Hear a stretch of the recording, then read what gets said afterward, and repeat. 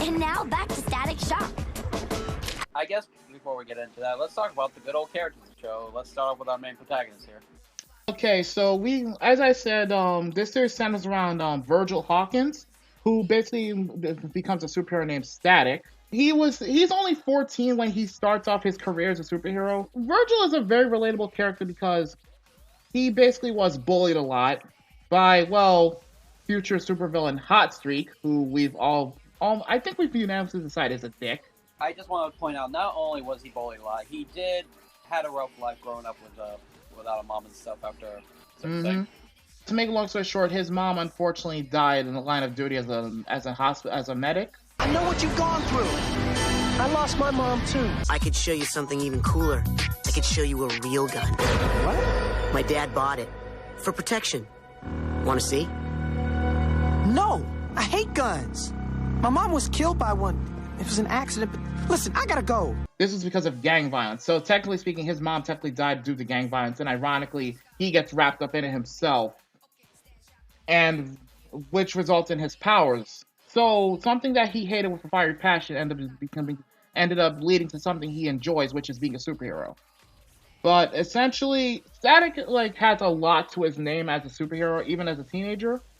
He actually goes on to achieve quite a lot for such a young age. At one point, they teased the idea of him joining Teen Titans, but that never came to pass. And not only that, but he's also worked with several local and not-so-local heroes outside of the Justice League. But point is, he's worked with many heroes and stuff, but if you're going to compare Static to certain heroes and stuff, you could probably compare him like that in the comics, but when it comes to the TV show, well... yeah, it's not much to work. I'll say this now. The comic books are a lot more intense compared to the cartoon by a long shot. The things in the cartoon, as controversial as it was toned down. Because everyone knows when someone writes a certain book or things, and most people make movies off books or comic book series, they're not going to go exactly word to word on it. They will be accurate with certain things. For example, like the Spawn comics, when they made the Spawn anime series. Yep. It wasn't fully accurate there and here and there, but they did their best with it, and they turned out great. With Static, on the other hand, they did some good things, yes, but there are some big key things they cut out. Yeah, again, because of certain very sensitive topics, as Zammy mentioned earlier. And the thing is, while most people may not realize this, technically speaking, the term metahuman, which is mentioned a lot in Justice League and in Static itself, technically speaking, Virgil's one who came up with that term, even though they originally were going to go with mutants as a joke. I feel like they could have gone better.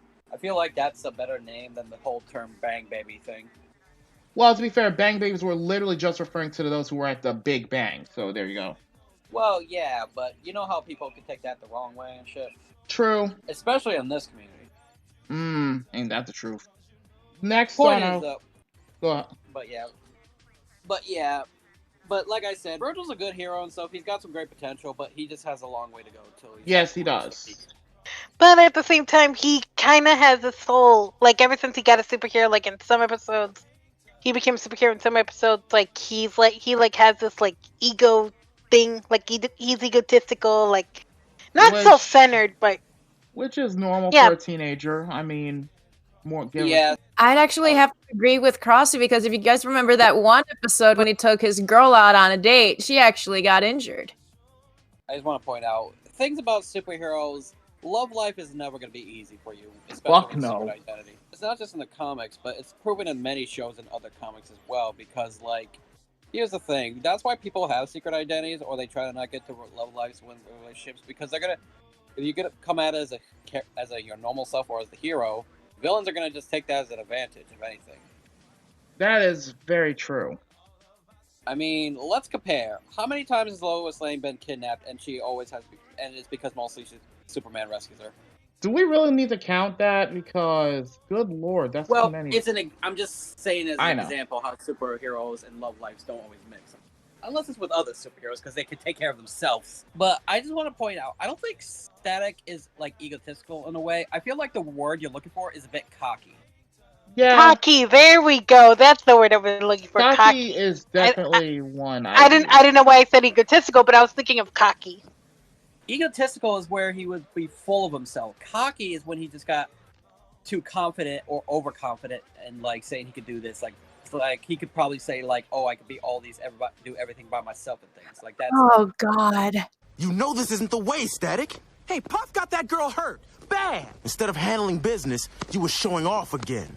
That's how she got hurt. You're as much to blame as Puff. To be fair, though, in Static's case, he's had no choice but to do it himself. Well, yes, but I mean, like, he's done it without being overconfident, is what I'm saying. All right, but I think we're stretching a little because we were supposed to give a brief look over on these characters. Right. He's a good kid. He's a good kid, but he sometimes get things out of hand, just like I explained earlier.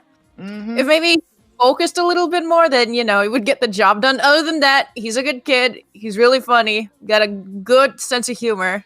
Mm-hmm. Really good hero. See ya.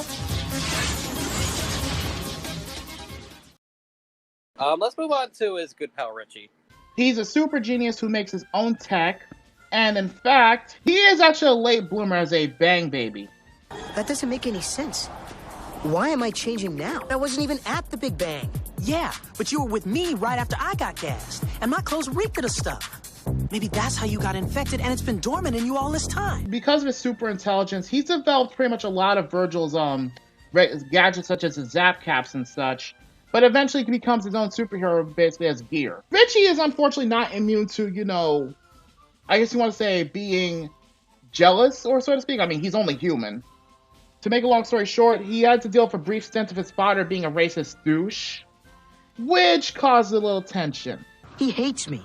He disses everything I like. And what he said about you, well, that was the last straw. Man, you should be madder than me. Yeah, it hurt, but he's your dad. You need to work this out with him. Not after what happened this time.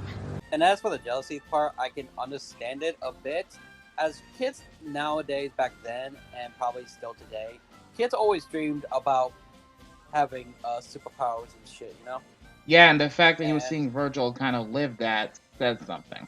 And on top of that, Richie, fun fact, was shot in a shooting. They actually deal with that in one of the episodes. Oh, it hurts. It's not like on TV. Somebody call 911. Also, a little fun fact about Richie. In the comic version, his comic counterpart, Rick Stone, was basically gay, and he was one of Virgil's close friends, and was also the target of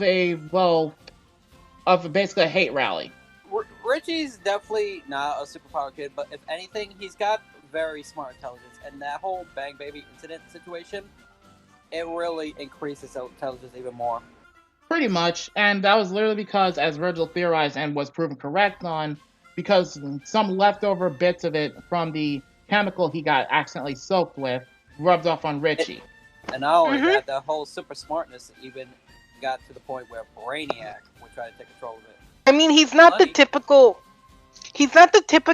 like, cliche, like, oh, the superhero sidekick kind of thing. Like, it's not the whole typical, oh, like, best friend stays on the sidelines kind of thing. No, he actually proves himself on helping out. If you think about it from the start, just not in bigger ways until much later. I mean, he invented, like, his weapons that Static could use in season 1.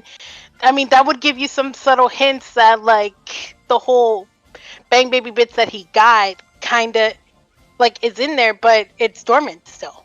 Actually, if you think about it, it was a gradual effect, but Zammy, your thoughts? Gear is a more redeemable character. He's not unlike any other sidekick, more of like just standing there, I need help, until, you know, the big guy needs some help. He actually invented crap, helps out, but at the same time, he kicks some major butt and not just, you know, stands there and does nothing. Yeah, he's a very impactful sidekick. Not like any other. Kind of like the Sailor Scouts in a nutshell. When they're youthful. Okay, now you're just about to start something that you don't want to start. Let's not stir up that pot, please. Yeah, let's not talk about that right now. Yeah, let's cross that bridge. Let's get to that when we cross that bridge. Right now, you're watching Static Shock. Coming up next is an all-new episode of Raise Master. And later, Toonami takes off with Duel Masters.